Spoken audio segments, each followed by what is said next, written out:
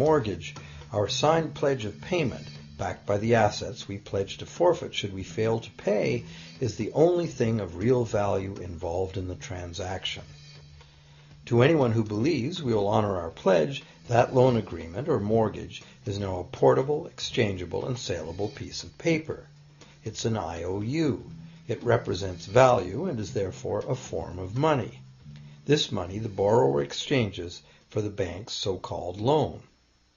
Now, a loan in the real world means that the lender must have something to lend. If you need a hammer, my loaning you a promise to provide a hammer I don't have won't be of much help. But in the artificial world of money, a bank's promise to pay money it doesn't have is allowed to be passed off as money, and we accept it as such.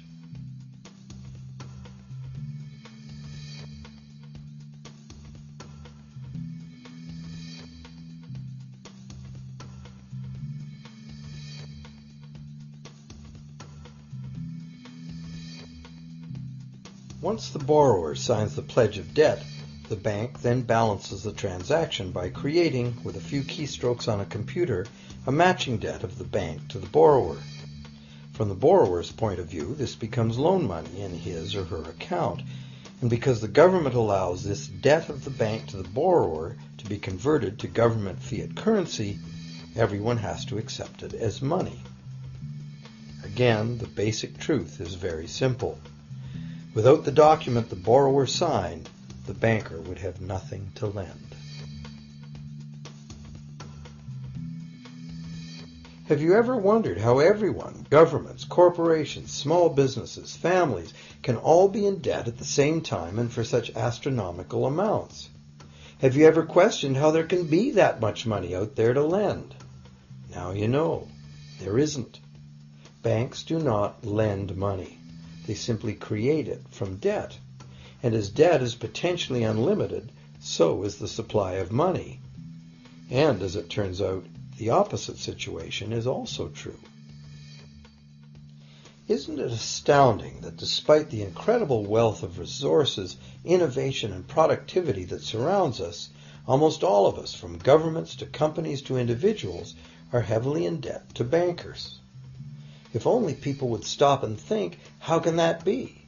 How can it be that the people who actually produce all the real wealth in the world are in debt to those who merely lend out the money that represents the wealth? Even more amazing is that once we realize that money really is debt, we realize that if there was no debt, there'd be no money.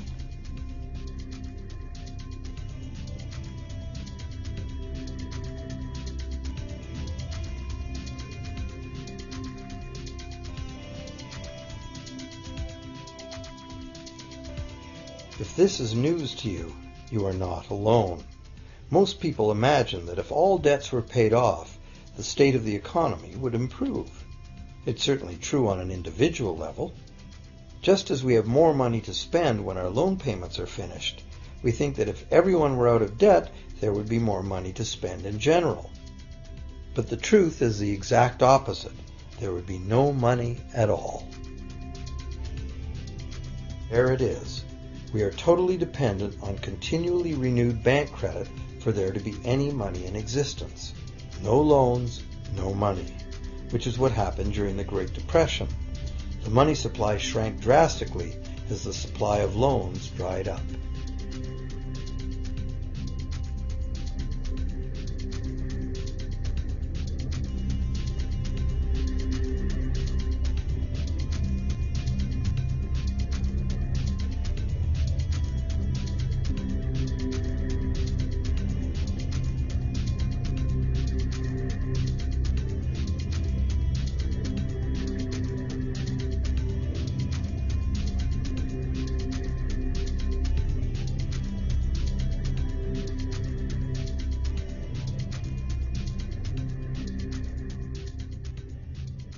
And that's not all. Banks create only the amount of the principal. They don't create the money to pay the interest. Where is that supposed to come from? The only place borrowers can go to obtain the money to pay interest is the general economy's overall money supply.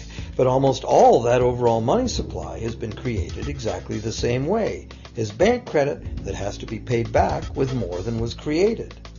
So everywhere there are other borrowers in the same situation, frantically trying to obtain the money they need to pay back both principal and interest from a total money pool which contains only principal. It is clearly impossible for everyone to pay back the principal plus interest because the interest money doesn't exist. This can even be expressed by a simple mathematical formula. The big problem here is that for long-term loans, such as mortgages and government debt, the total interest far exceeds the principal. So unless a lot of extra money is created to pay the interest, it means a very high proportion of foreclosures and a non-functioning economy. To maintain a functional society, the rate of foreclosure needs to be low. And so, to accomplish this, more and more new debt money has to be created to satisfy today's demands for money to service the previous debt. But of course, this just makes the total debt bigger, and that means more interest must ultimately be paid, resulting in an ever-escalating and inescapable spiral of mounting indebtedness.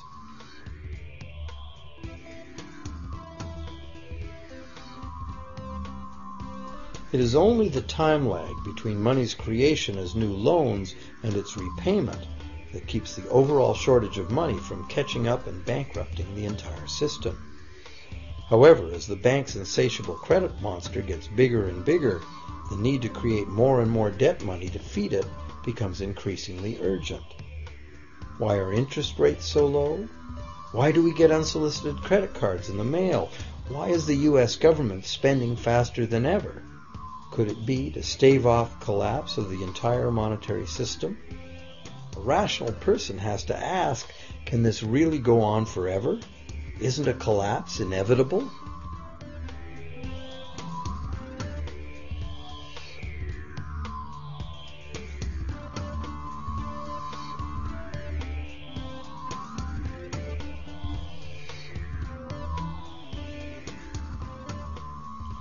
Money facilitates production and trade.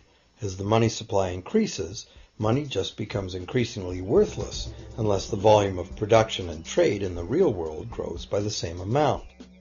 Add to this the realization that when we hear that the economy is growing at 3% per year, it sounds like a constant rate, but it's not. This year's 3% represents more real goods and services than last year's 3% because it's 3% of the new total. Instead of a straight line, as is naturally visualized from the words, it is really an exponential curve getting steeper and steeper.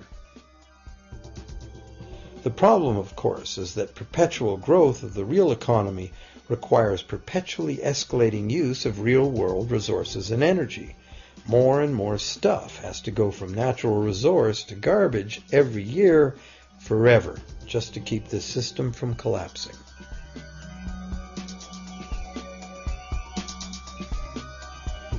What can we do about this downright scary situation?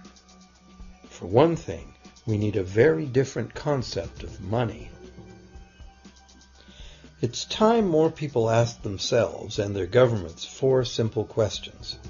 Around the world, governments borrow money at interest from private banks. Government debt is a major component of total debt, and servicing that debt takes a big chunk of our taxes. Now we know that banks simply create the money they lend, and that governments have given them permission to do this.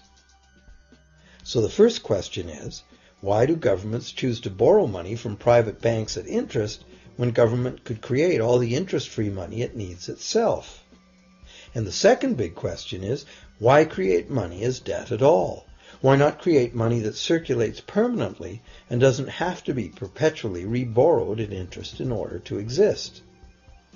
The third question, how can a money system that can only function with perpetually accelerating growth be used to build a sustainable economy? Isn't it logical that perpetually accelerating growth and sustainability are incompatible? And finally, what is it about our current system that makes it totally dependent on perpetual growth? What needs to be changed to allow the creation of a sustainable economy? At One time, charging any interest on a loan was called usury and was subject